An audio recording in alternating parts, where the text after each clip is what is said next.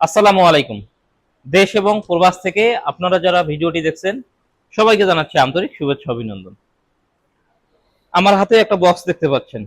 এটা কিন্তু YouTube company থেকে আমাকে গিফট করছে।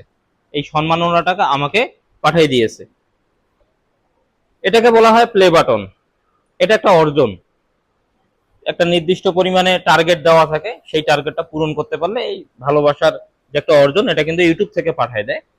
এটা হচ্ছে সিলভার প্লে বাটন। এবং 1 লক্ষ যদি ফলোয়ার বা সাবস্ক্রাইবার হয়ে যায় ইউটিউব থেকে তাহলে কিন্তু এটা দেয়।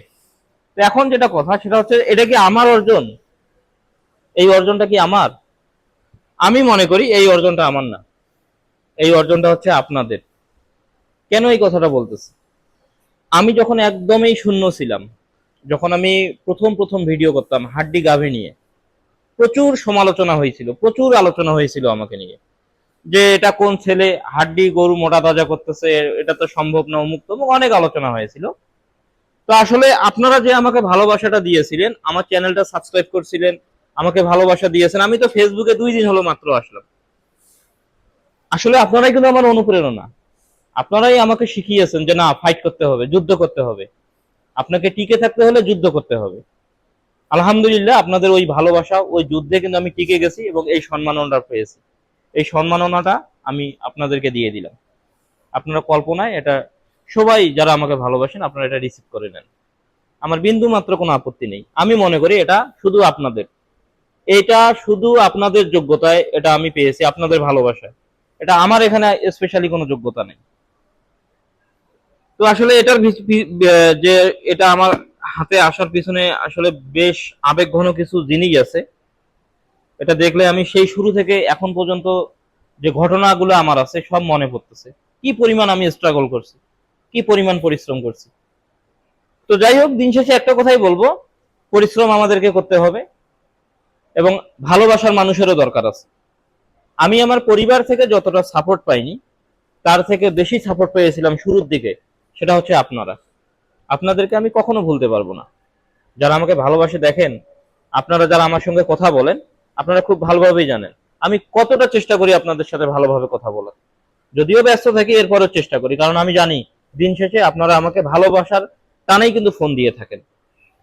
তো এই অর্জনটা এখন আপনাদেরকে দেখাই কিরকম। আমি কিন্তু এখন পর্যন্ত খুলে দেখিনি, এটা 1 মাস হয়ে যাচ্ছে।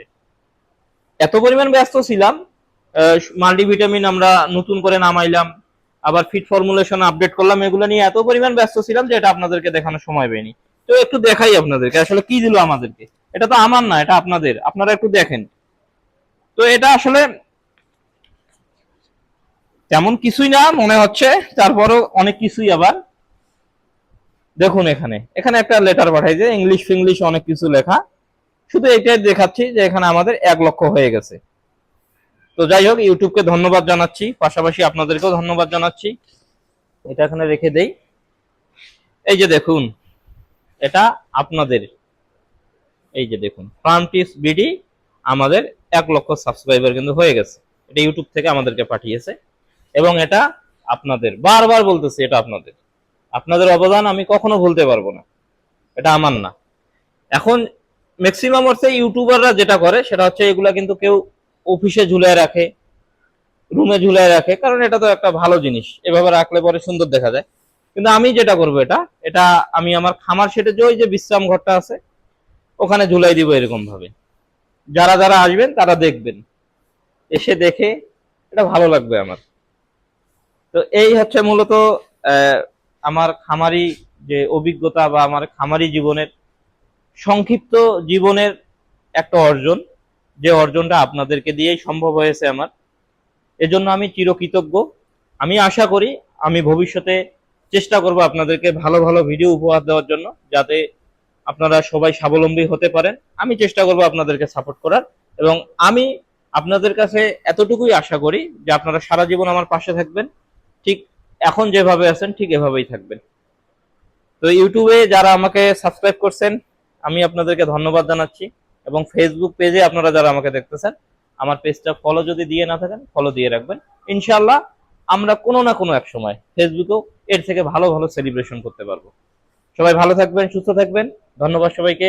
আসসালামু আলাইকুম।